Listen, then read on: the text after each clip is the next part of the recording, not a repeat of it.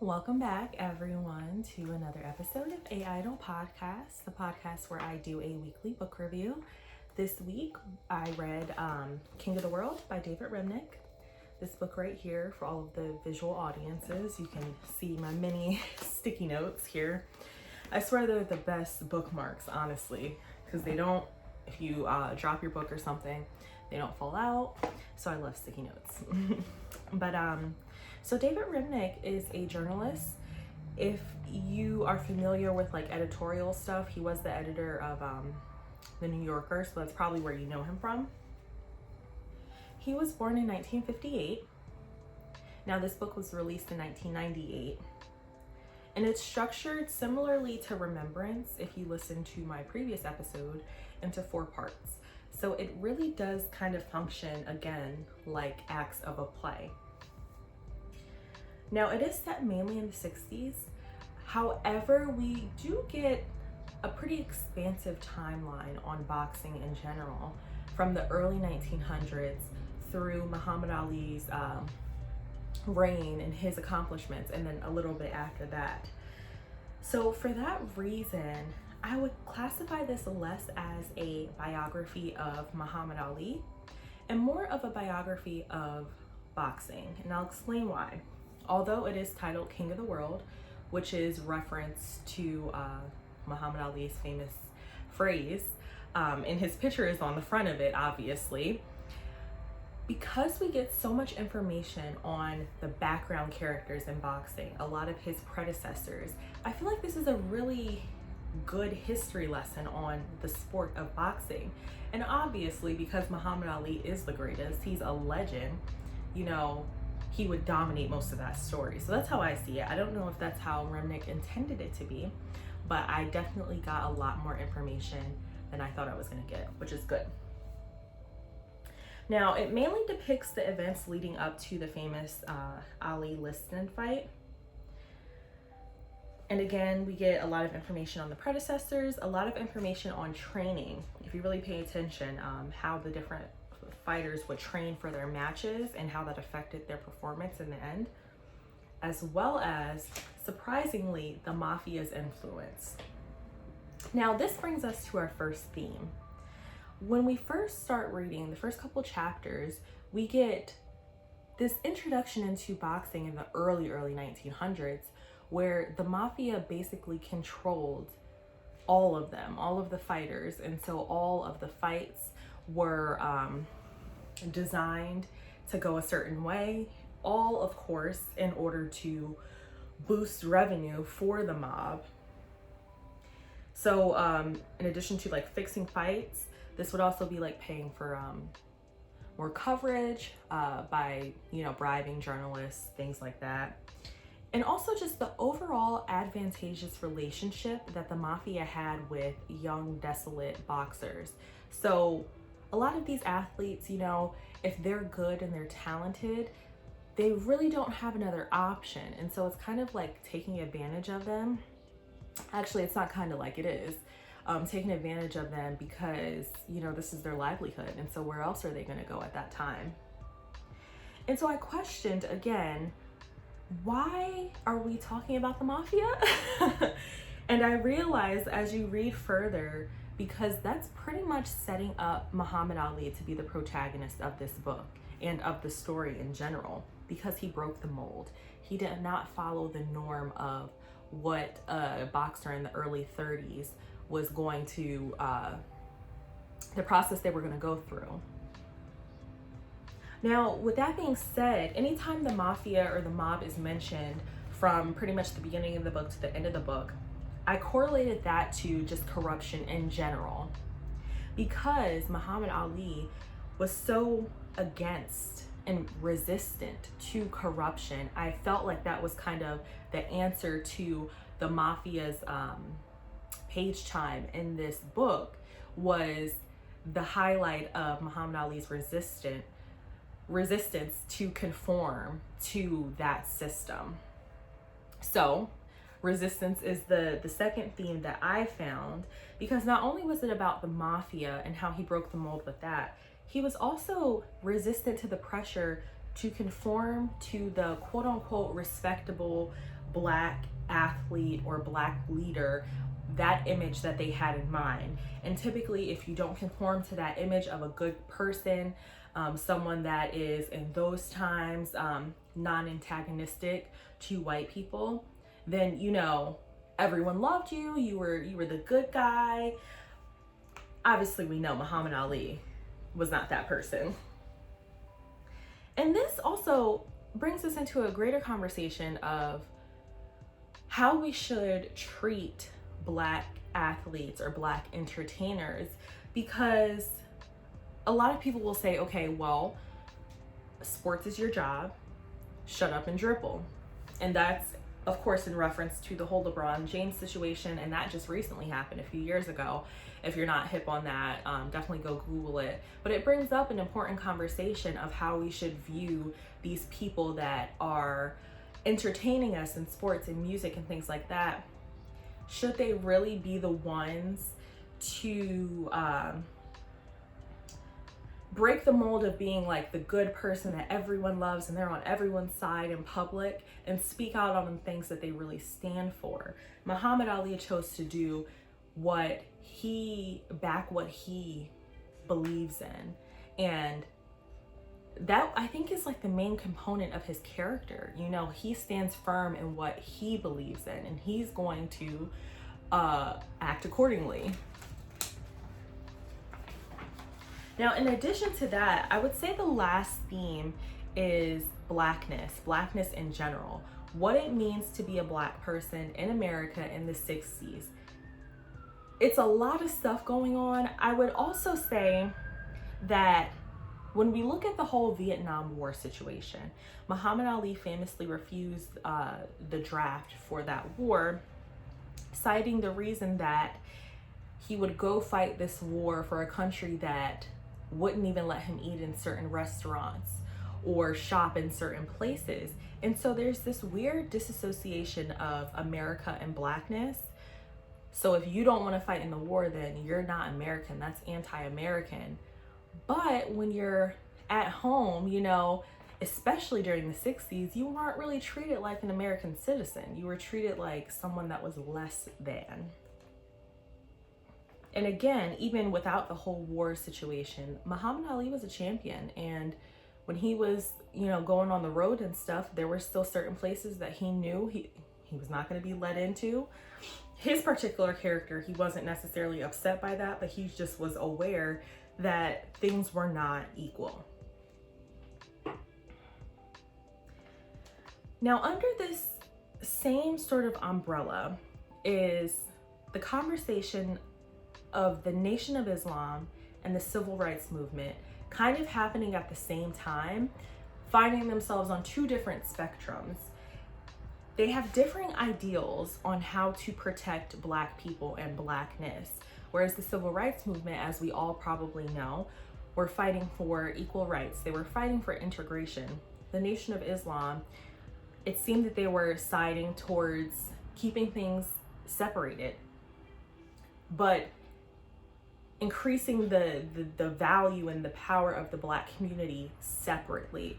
And so that was one interesting thing where it's like, again, in reference to a book I read previously called Disintegration by Eugene Robinson, Black people have always been very diverse in thinking and how to fix something, how to approach movements, how to approach civil rights, things like that. And so this is a prime example on, in this case, two kind of movements coming at the same time, really reaching towards the same audience, but like we're on two completely different spectrums here. And Muhammad Ali found himself having to battle against the mainstream civil rights movement, and which included a lot of Black leaders, but as well as white liberals and things like this. And so it was very complicated to be Black in the 60s. And for Muhammad Ali, in this case, once he won the championship, that added another layer of just pressure, but he remained himself all the same. Now, when it comes to motifs, I think the main one would probably be the socioeconomic differences. between the boxers and the people that were managing them, or their lawyers or things like that. Boxing was seen as a sport of the poor, because who wants to fight? And I think this is even listed in the book. Who wants to fight and get beat up for money, you know? So obviously that's something that someone would enter out of desperation. A lot of boxers saw it as their escape from poverty. A lot of the predecessors to Ali were left as desolate as they came in, and that was a lot of times due to the mafia control. You know, they were making tons and tons of money, but they also had to pay tons and tons of people. And then couple that with, you know, just life in general. One boxer in particular, Johnny Saxton, just had just a terrible end, you know. But for Muhammad Ali, he started out differently. He is described as being from a black middle-class family, and that's different than the mainstream middle class. Just to be clear, he wasn't rich or anything, but he certainly was in a better position than people like Sonny Liston or Johnny Saxton. And so he didn't have to fight. He just wanted to. That was his goal, you know. He set that goal for himself, that he was going to be the champion. That's what drove him. It wasn't financial hunger. And this is important because a lot of times fighters will go into something, listen, I just need to make this paycheck. That wasn't what the motivation was for Ali. It was really his ego. And I'm almost hesitant to use that word because I do think there's a negative connotation to it. Ego, if you don't take it overboard, it's not a bad thing. And when you see how Muhammad Ali prepared himself physically, mentally for his fights, it's very clear that it worked well for him.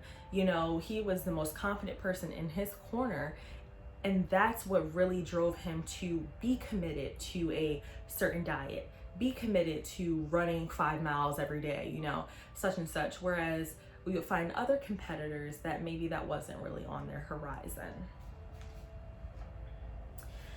And secondly, I just want to touch on the topic of age because it's mentioned a few times here in the book, and I think that boxing really accelerates aging, whether it's physically, your body, or neurologically, you know, getting hit in the head over and over again. It really takes a toll on you. So obviously when we look at it, time is working against these boxers as soon as they step into the ring, whenever, you know, it is that they start. And that was one of the factors in the Sonny Liston fight that Ali had. This guy is a lot more mature, has a lot more experience, but this is such a physical sport.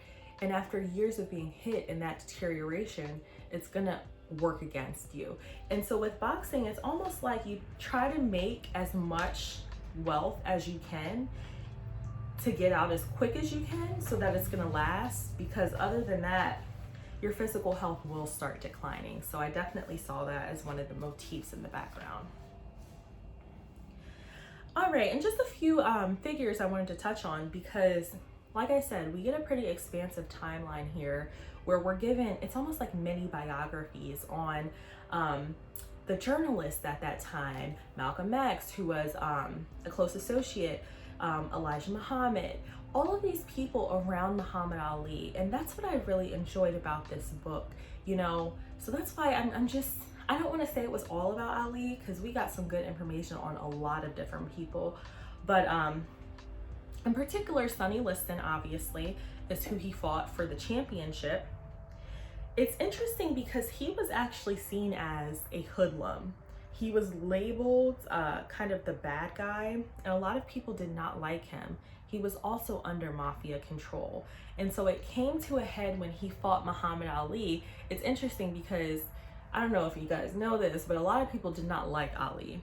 And so their fight, it was different in the sense that fights before that had been, oh, here's the good guy that follows all the rules fighting the bad guy. Okay, so we know who we're rooting for and rooting against.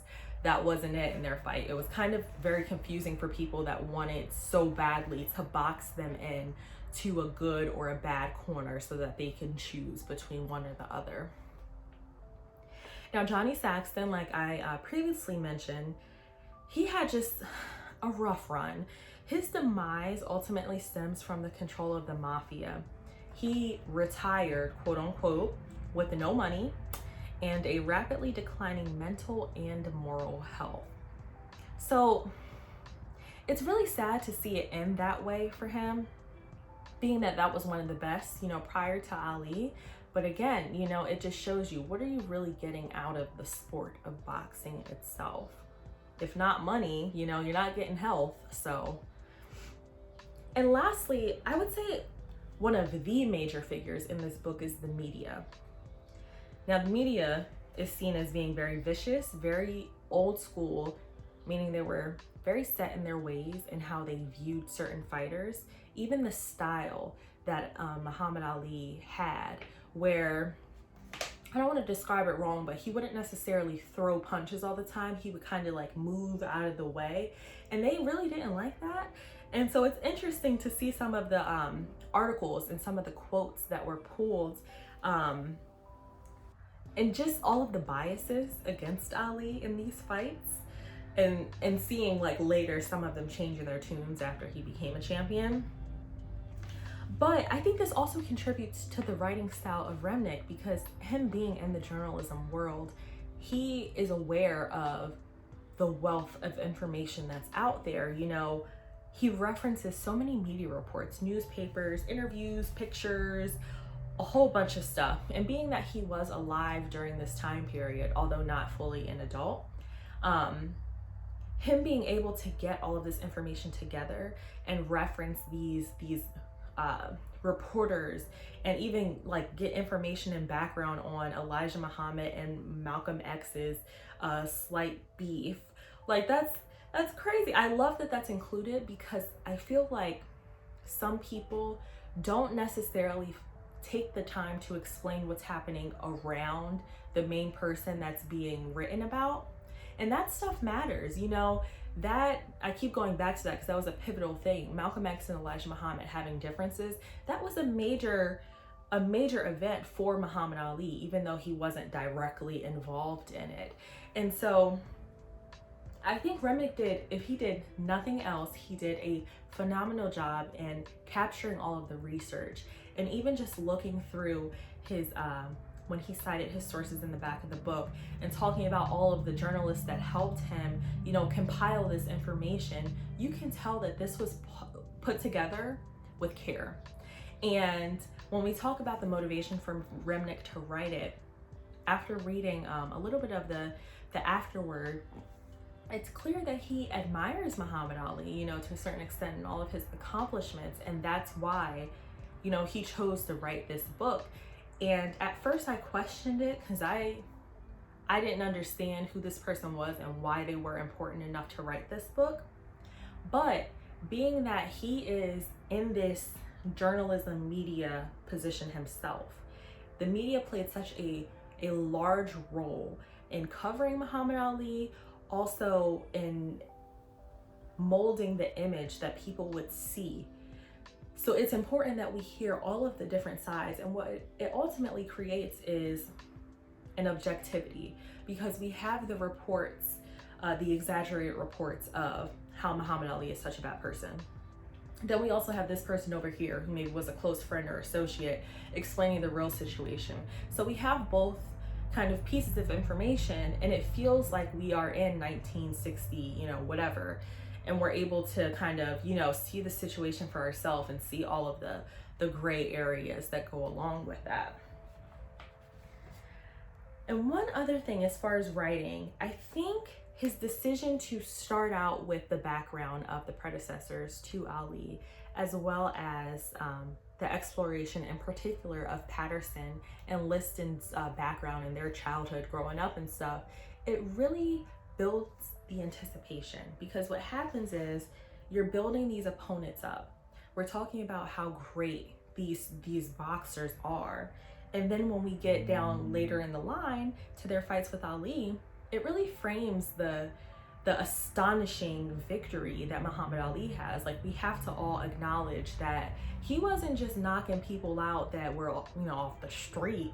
These people were trained champions, and they had specific techniques that worked for them, and Muhammad Ali was able to go out of his way and knock them out or beat them, or, you know, whatever it was, he was able to hang with them at a very young age. And so I like how he framed the opponents in the beginning so that eventually we were able to see, wow, they went through all of that and Muhammad Ali, still beat them. Like, he's crazy. He's crazy in a good way. Like, his drive, his motivation, his discipline and training, absolutely phenomenal. Absolutely.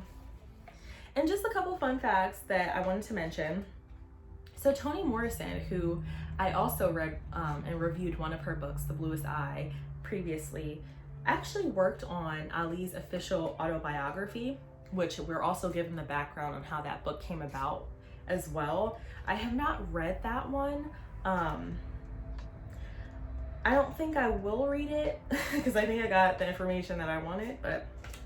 And then also, Cassius Clay was a family name, and he was ultimately named after one of the abolitionists.